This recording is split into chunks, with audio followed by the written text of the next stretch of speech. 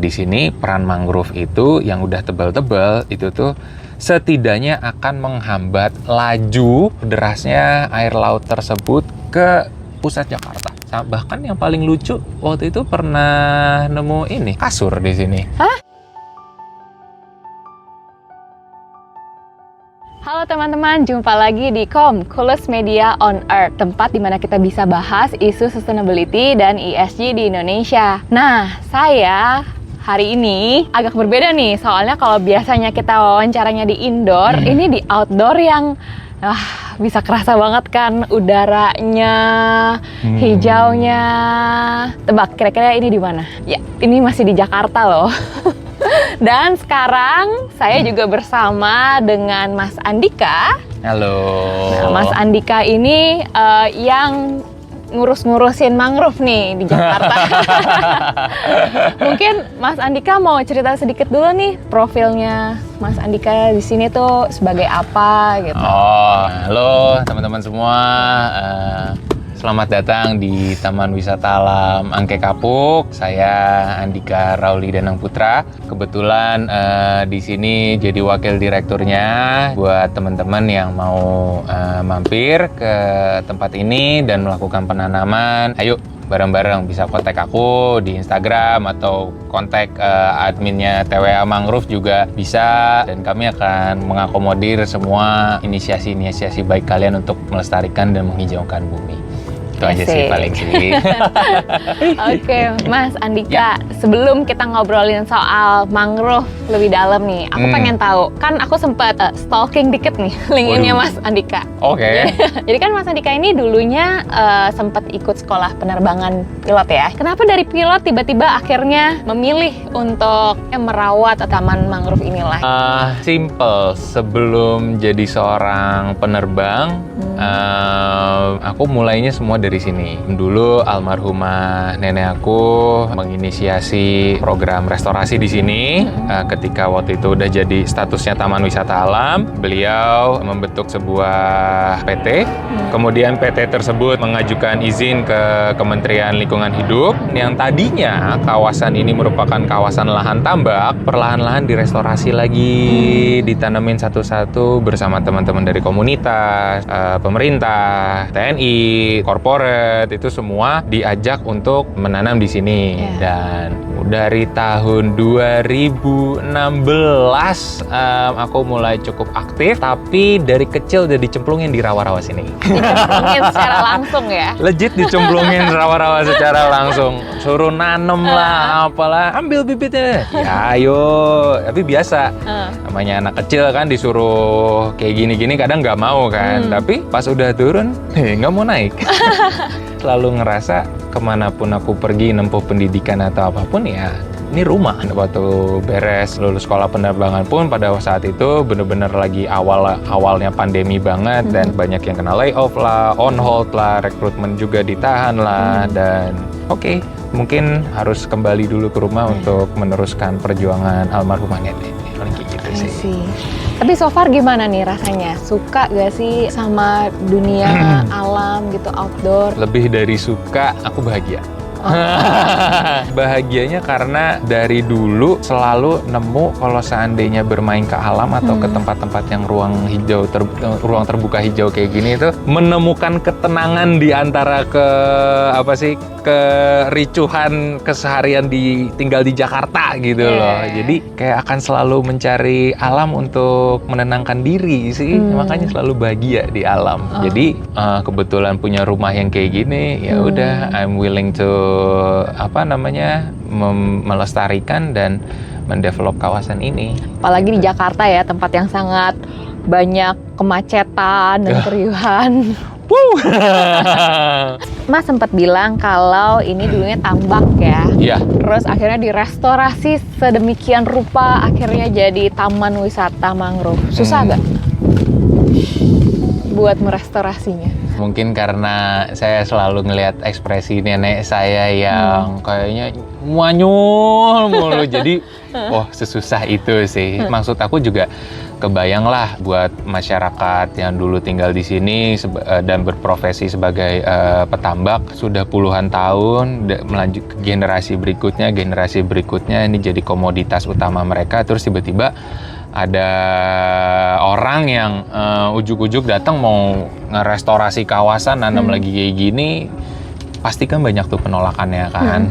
Cuman alhamdulillah banget almarhumah Ibu Murni, nenek saya itu dapat banyak bantuan dan support dari keluarga dan teman-teman juga, mediasi, terus kemudian mereka para petambak tersebut bersedia untuk membantu dalam merestorasi dan melestarikan kawasan ini. Ada yang jadi pekerja lepas harian, ada juga yang jadi karyawan tetap dan masih bekerja di tempat ini sampai sekarang. I see.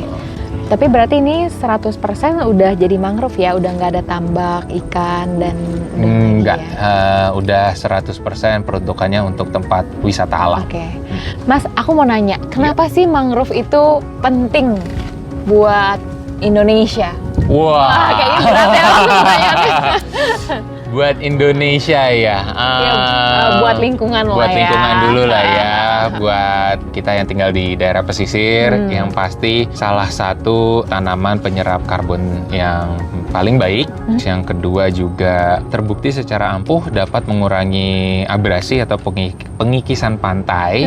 Yang ketiga juga meningkatkan keanekaragaman biodiversitas biota laut terutama. Dan buat aku yang paling penting bisa jadi tempat untuk wisata sih. Kayak banyak orang yang selalu bilang, di luar negeri banyak ruang terbuka hijaunya, banyak tamannya ini.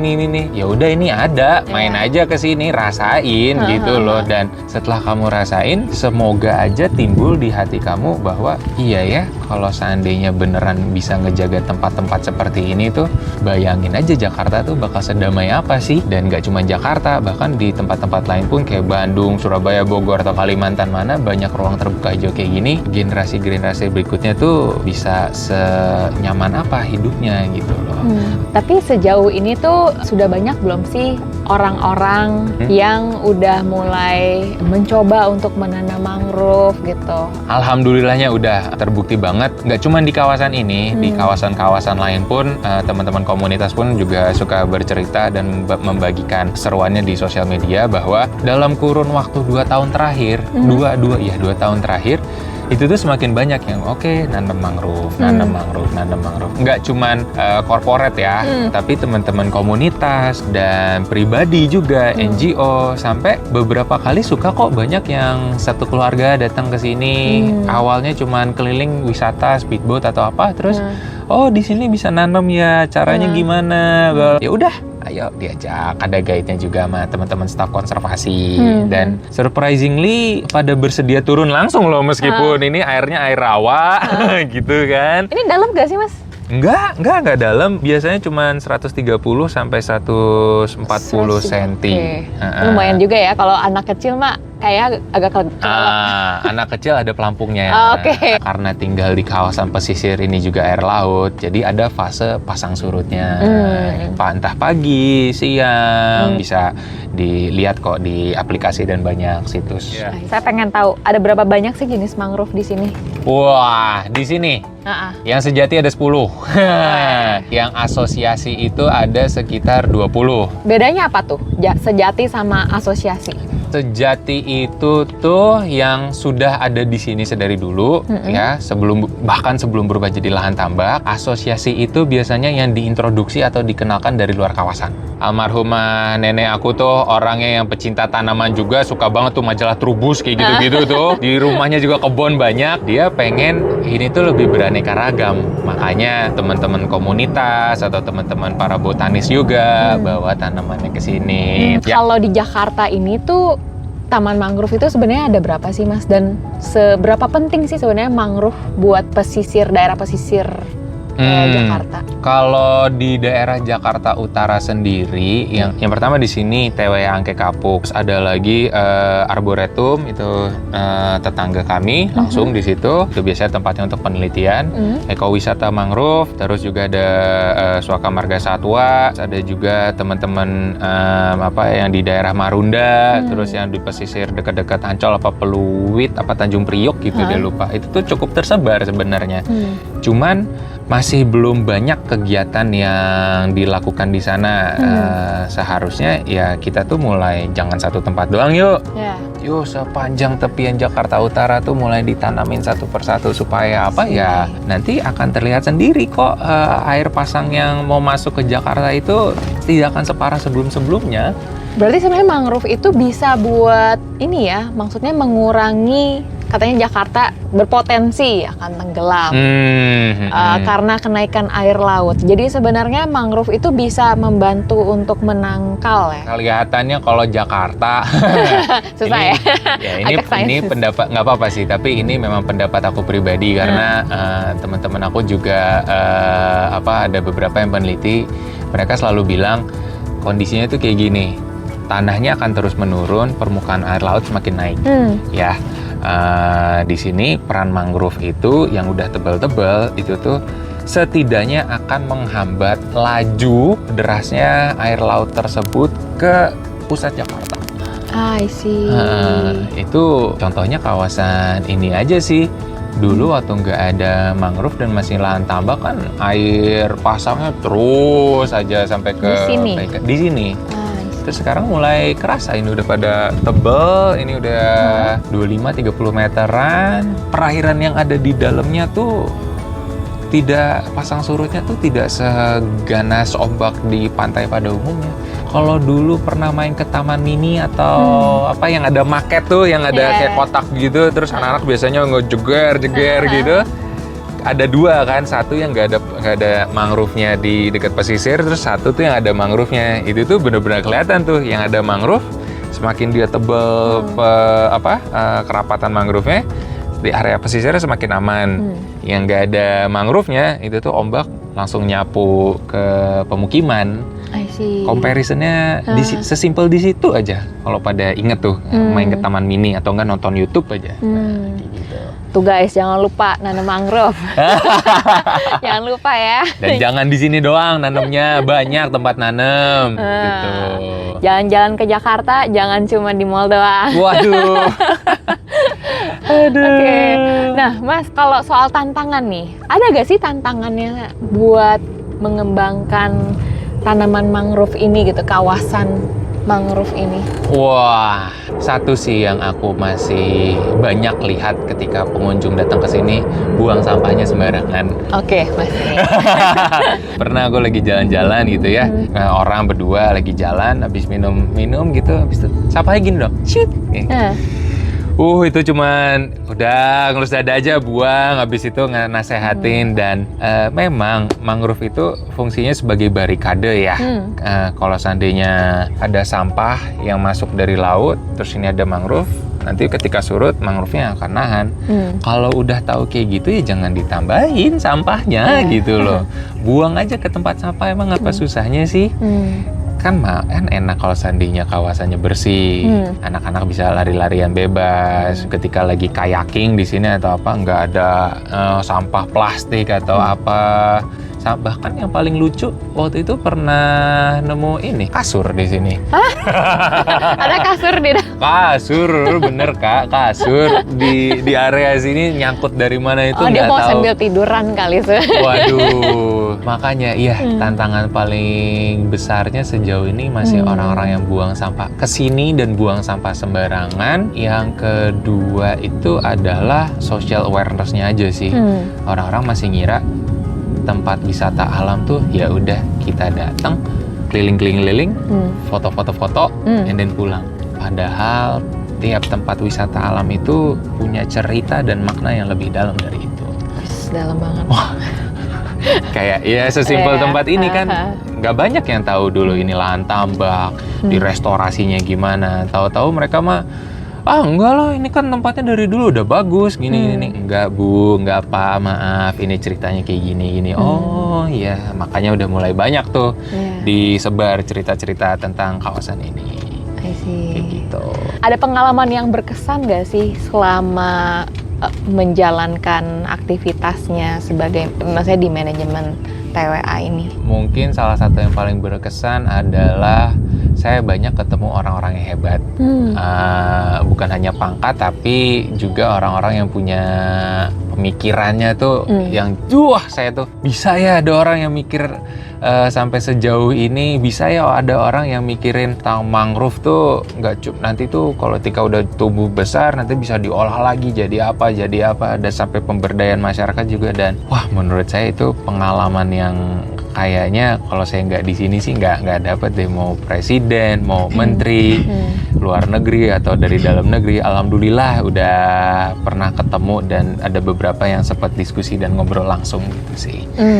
Satu lagi kalau lagi ngedayung ya, waktu itu tuh pernah tiba-tiba dari salah satu pepohonan hutan mangrove ini keluar kayak semacam burung hantu 2 aja. Oh. Ya, dan ketika ditanya ke Balai Konservasi, dulu memang habitatnya di sini 20 tahun lamanya hilang, perlahan-lahan muncul lagi. Dan itu buat kami merupakan suatu achievement yang nggak ada duanya sih. Elang juga mulai kelihatan lagi di sini, berang-berang, otter. Dan buat kami ya, kami merasa bahwa cita-citanya almarhumah Ibu Murni salah satunya udah tercapai dengan adanya keberadaan fauna-fauna tersebut sih. 20 tahun hilang. Sebelum beranjak ke pertanyaan terakhir nih, Oke. aku mau nanya, di Taman Wisata Mangrove ini pengunjung bisa dapat apa aja sih? Maksudnya bisa melihat apa aja sih selain mangrove gitu? Oke, selain mangrove, yang pasti bisa melakukan kegiatan kayaking di sini, bisa sama keluarga, bisa sendiri juga bisa, anak-anak pun juga bisa ikut minimal 5 tahun. Terus juga speedboat, terus ada cafe yang kata orang-orang sih salah satu tempat spot untuk dapetin sunset terbaik ya di Jakarta ya. Itu klaimnya mereka, klaim orang-orang ke sini. Terus juga ada penginapannya, bisa melakukan kegiatan penanaman. Terus kalau kamu seandainya dari komunitas atau rumah ibadah manapun mau melakukan kegiatan di sini atau korporat bikin acara gathering atau apa, bisa banget. I see. Tuh guys, kalau mau staycation singkat di Jakarta yang nggak kerasa kayak di Jakarta, datang deh ke sini. Beneran, berasa kayak wah. Tadi aku juga soalnya sempat, wah kok bisa ya kayaking, terus habis itu yang nggak ada sampah gitu, kayak top banget. Satu pertanyaan terakhir nih sebelum kita nanam. Ada pesan buat anak-anak muda di Indonesia gak sih terkait soal mangrove atau lingkungan gitu yang Mas mau sampaikan?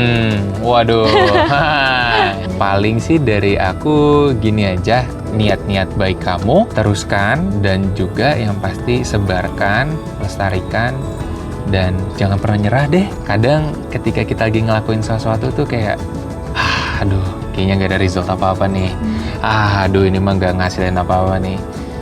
Jangan patah semangat, there's always light at the end of the tunnel kok. Tenang, kalian pasti nyampe ke tujuan. Itu dia.